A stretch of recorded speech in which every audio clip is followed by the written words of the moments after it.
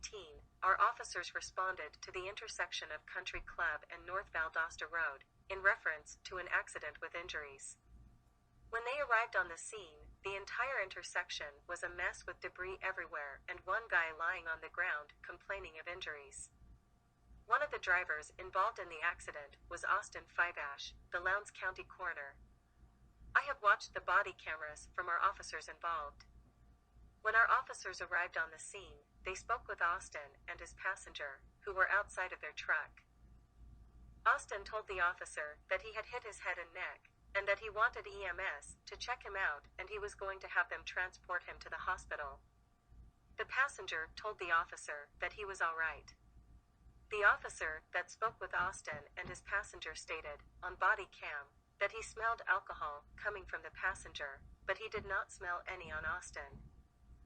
Through investigation, our officers determined that Austin was at fault for failure to yield.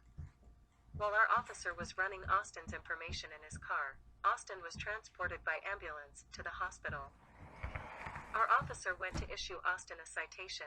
That is when he found out that Austin had been transported to the hospital. Our officer arrived at the hospital to issue him a ticket and they could not find him. When Austin arrived at the hospital, he did not stay to be treated, he walked out the front door.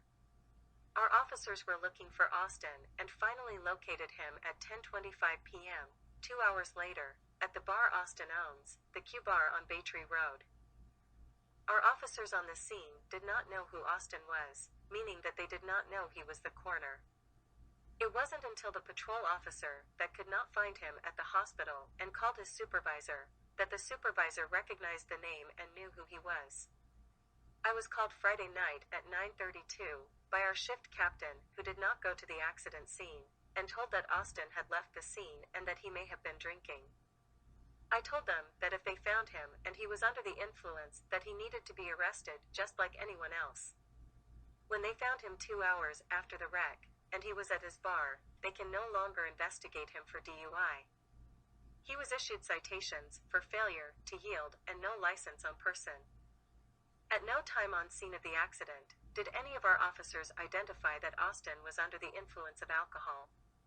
On the accident, there were many first responders dealing with injuries, and at no time did anyone on scene indicate that Austin was under the influence. Leslie Manahan, Chief of Police, Valdosta Police Department, Georgia, 229-293-3101. Manahan at valdostacity.com, mail to manahan@valdostacity.com.